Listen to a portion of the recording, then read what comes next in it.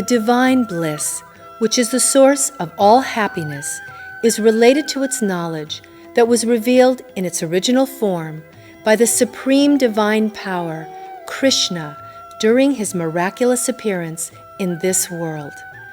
That was the Gita, the origin of all the spiritual isms and the knowledge of all the knowledges, which has now been further simplified by His Divinity Swami Prakashanand Saraswati, the foremost disciple of Jagadguru Sri Kripaluji Maharaj, who is the supreme divine descension of this age. The Gita is not only a philosophy, it is a promise of God.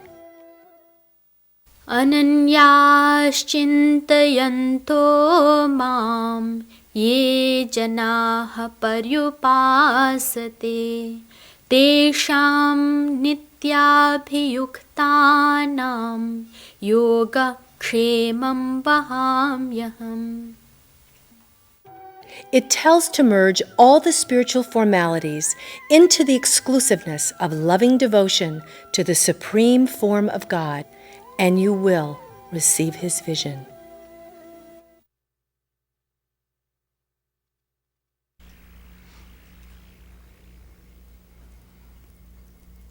Namaha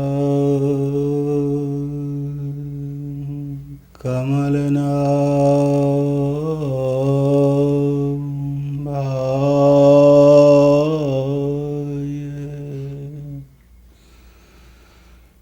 Namaha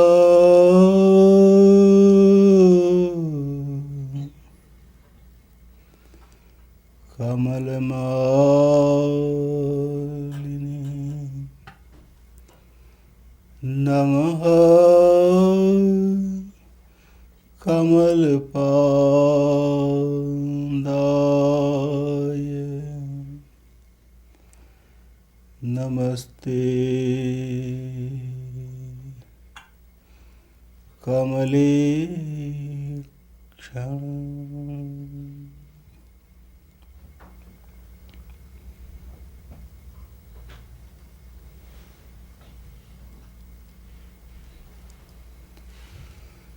The Divine Souls.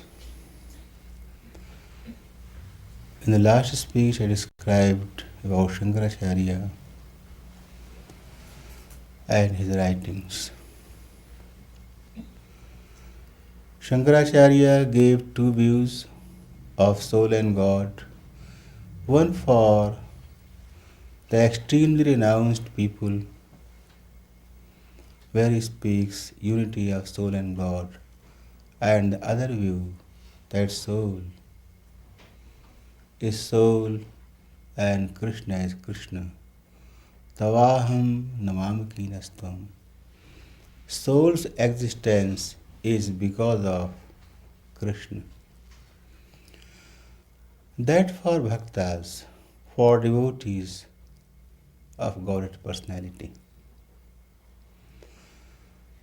I also explained about Jiva Goswami, his Shat Sandarbha, in which he explains in great detail the philosophy of soul, the philosophy of Maya, the philosophy of God, the philosophy of Paramatma, the philosophy of Krishna, the philosophy of divine love, the philosophy of divine Vrindavan, all in detail. However, what Gita says about soul and God and Maya in general. Very famous verse, Mamaivansho jivaloke jivbhuta sanatana. Mamaiv ansha, one thing. Jivbhuta sanatana. This soul has two qualities. It is Sanatan, from eternity it was never born, and it is a part of mine. Ansha. Actually, the word Ansha is just a word. Jiva Goswami has further explained this word ansha. Ansh means part. When I say part of what? Part of something. And that something must be demarcated to take out one part of that. If that thing is unlimited, there cannot be a part of that. So he explains that part means that Krishna has two main powers. His personal power is called Chid Shakti. He has two more powers, Jiva Shakti and Maya Shakti. Maya Shakti, external potency. Jiva Shakti, all the soul power. Jiv means soul. That is marginal potency, neither this side nor that side, in the middle. And Krishna's own personal power is called Chid Shakti or Ananda Shakti or Sarupa Shakti or Antaranga Shakti or Yoga Maya Shakti. It has many names in our scriptures. Means his own personal power. Personal power. That Krishna and Krishna's external power, this Maya, the whole cosmos that was created by Maya, and all the souls, all the uncountable souls, means they are in the middle, they can move to either side, towards Maya or towards God. So, soul is also a power, not one single soul, in general. So that is called a power of Krishna. A power of Krishna. Krishna's personal power, Krishna's soul power, Krishna's Maya power. Three powers. So Maya power is only one kind, and that manifests the whole of this universe. His personal power, soul is also one single power. Out of one single power, there are uncountable souls. Just like fragments, you can say. Just like suppose a glass of water, that's for instance. And in a glass of water, it looks all one, not separated, but there are molecules, individual atoms, individual molecules. They all collectively make that glass of water. How many individual atoms or how many individual molecules? They are also beyond count. You can say uncountable. Not unlimited, but uncountable.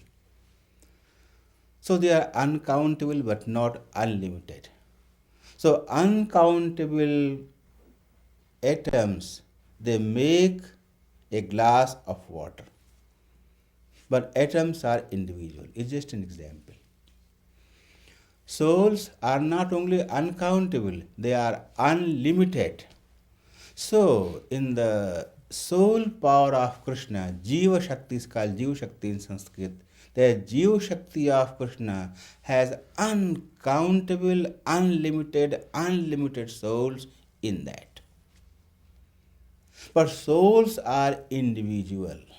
Just like one particular soul is individual, it's like one molecule or one atom is individual. It's an example. So, souls are all individuals. Just like an atom is also a part of that glass of water. So you can say souls are part of God's Jiva Shakti. Means Krishna's Jiva Shakti, and of the Jiva Shakti, souls are a part of that. So for that reason, it is said soul is a fraction of Krishna.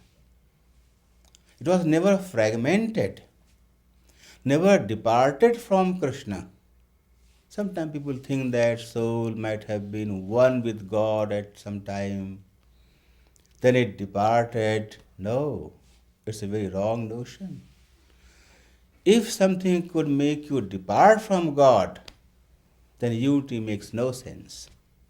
If you are united, you can be again departed by the same reason. So there was no departation. No. Soul was never totally one with God. Whatever it is since eternity. So Sanatana word is there. Jiva Bhuta, all unlimited souls. Sanatana, they are Sanatana. Since eternity they are same, whatever they are today, with no difference. So they are unlimited souls in unlimited galaxies, but they are all parts of Krishna's soul power or Jiva Shakti. A collective soul power and one single soul, you can say.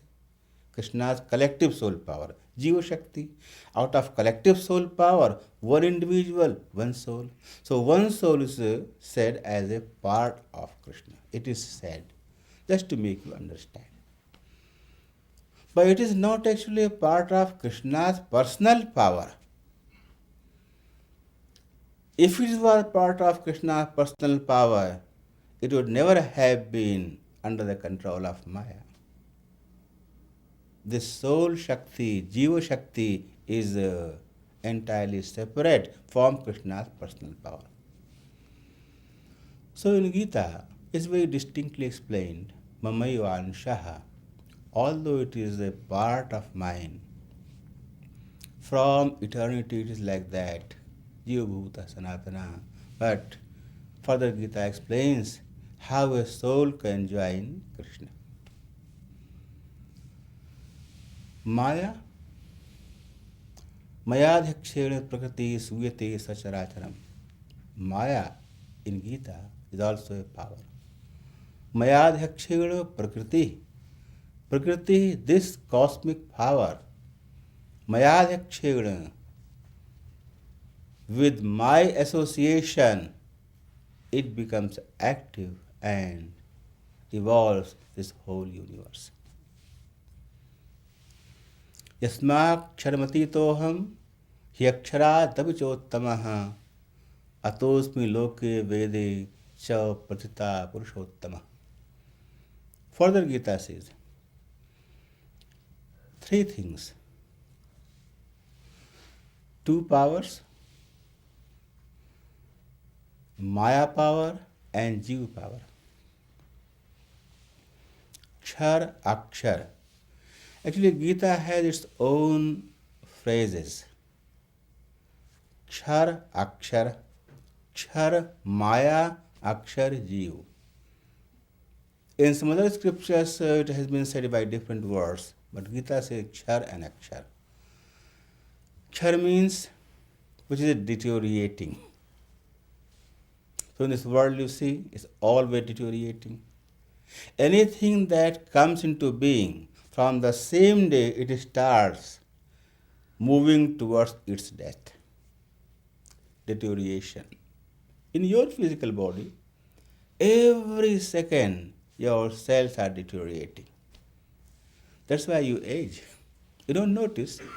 You see every day your face in the mirror, you look same.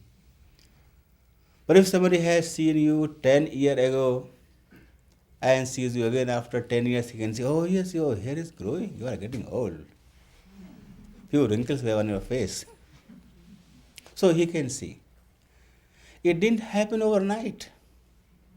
In a day or so, or a few months. Slowly it has happened. Slowly. Means every day, means every hour, every moment, every fraction of a moment, your body is aging. Deterioration, kshara.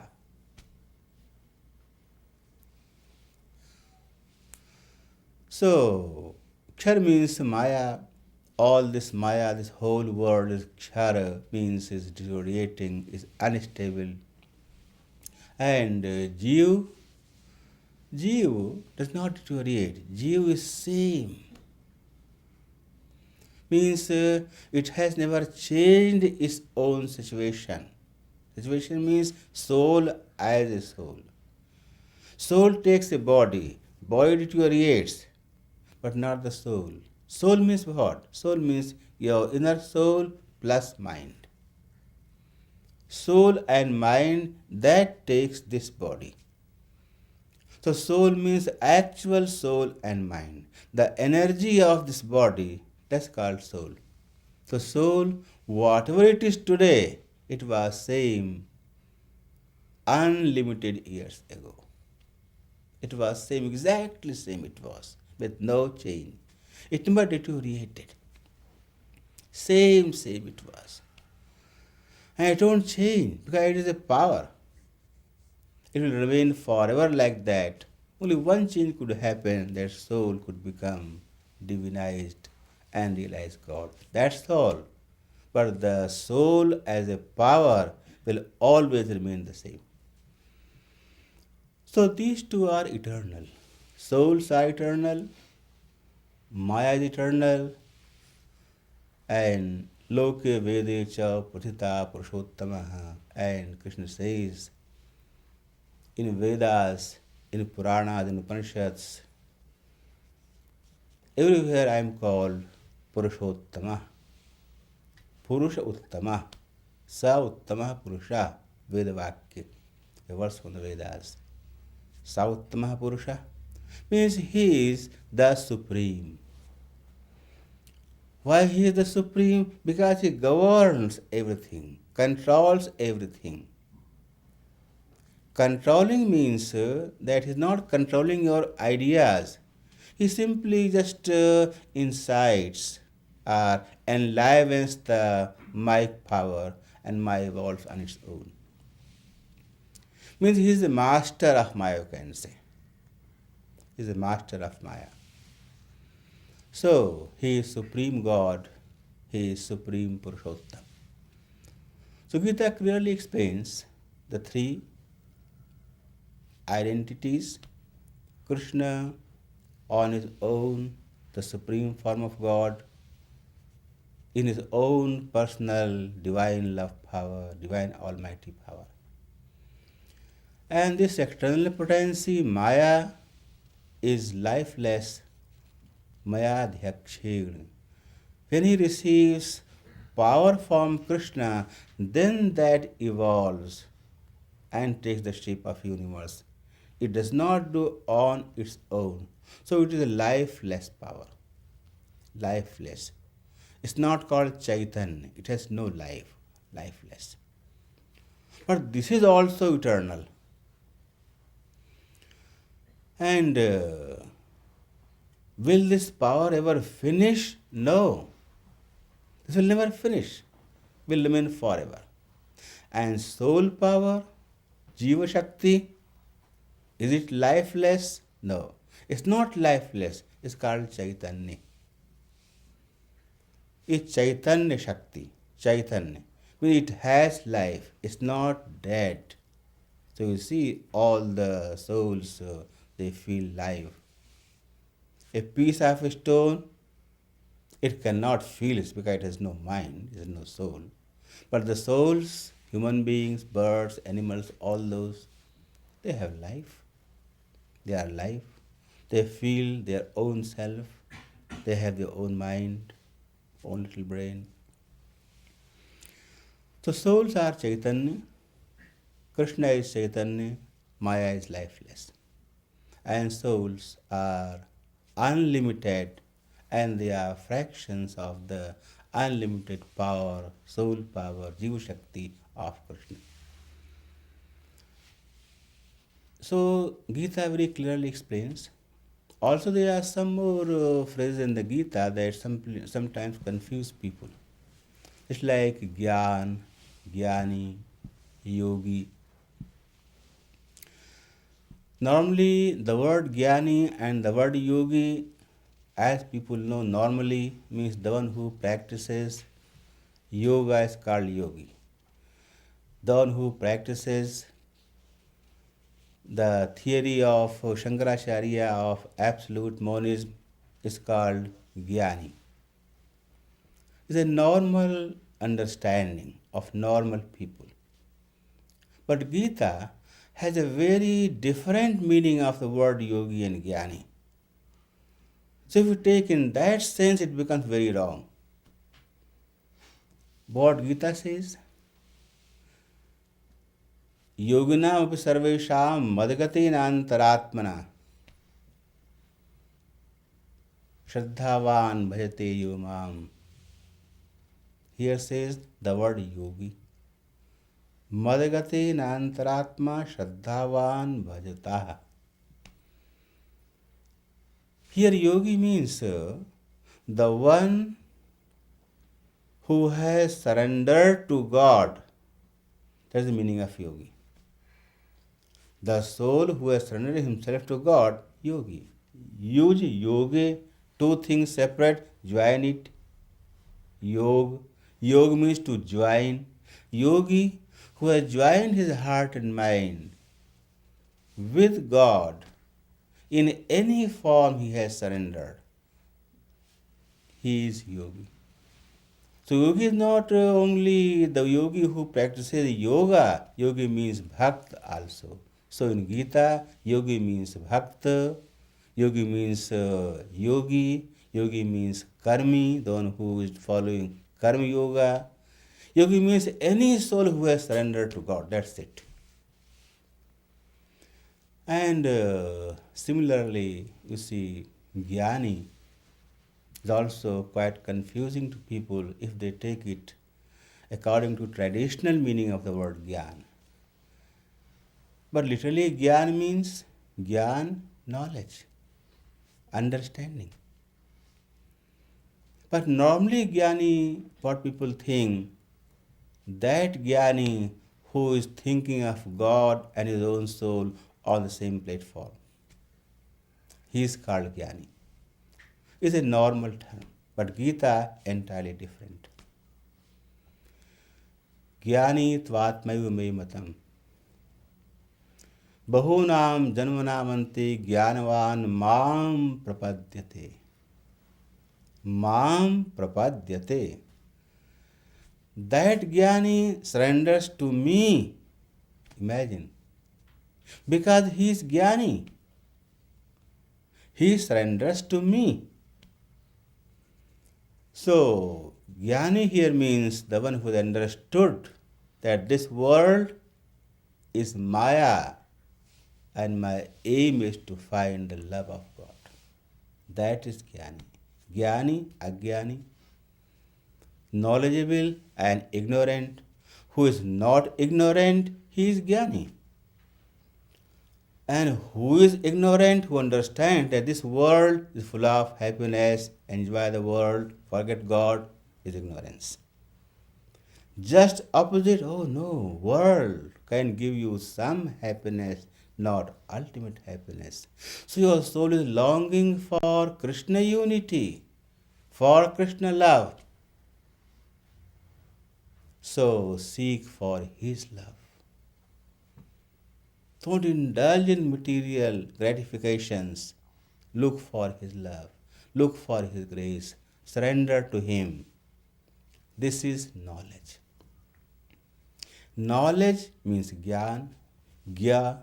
The word gya in Sanskrit, gya, to know.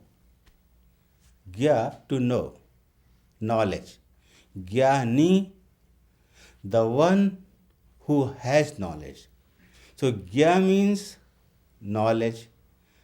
Who has knowledge? Gyani. Means a knowledgeable person, that is gyani. So the one who is knowledgeable, he is gyani. So who is knowledgeable? Who surrenders to God. So in Gita again, this gyani word has come for any of those devotees who surrender to God in any form without asking for anything from God. So he clarifies two things. Those who love God with some selfish motive, but they exclusively love God. And those who love God without any worldly motive, they are gyanis. So if we know a few things, a few terminologies about Gita, there is no confusion. Gita is a very straightforward and a direct approach to God realization. On Gita there has also been quite a few bhashyas. Bhashyas means explanations. Ramanujacharya wrote on Gita Bhashya. Madhvacharya, his Ananda Bhashya. Vallabhacharya wrote Nibandh on Gita. And in his sampradaya, in his cult, there is also Anand Tarangani Tika in his cult, also on Gita. One important personality, Madhusudan Saraswati, he also wrote on Gita, Gita explanations. All these bhashyas, except Shankaracharya, they are all very similar and reveal the same fact as I just described. And Shankaracharya's explanation on the Gita refers to, as I explained before, those people who have extremely renounced the world and they are only desiring liberation. For such souls, he has written his Bhashya on Brahma Sutra, and that he refers same thing in Gita. But in general, other explanations are also relevant and they are quite genuine. Furthermore, I explain in the next speech.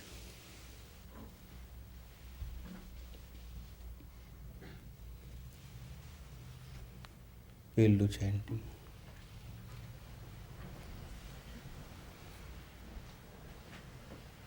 Govind Jai Jai Gopal Jai Jai Radha Raman Hari Govind Jai Jai Govind Jai Jai Gopal Jai Jai Radha Raman Hari Govind Jai Jai Govind Jai Jai Gopal Jai Jai Radha Raman Hari Govind Jai Jai Govind Jai Jai Gopal Jai Jai Radha Raman Hari Govind Jai Jai Govind Jai Jai Gopal Jai Jai Radha Raman Hari Govind Jai Jai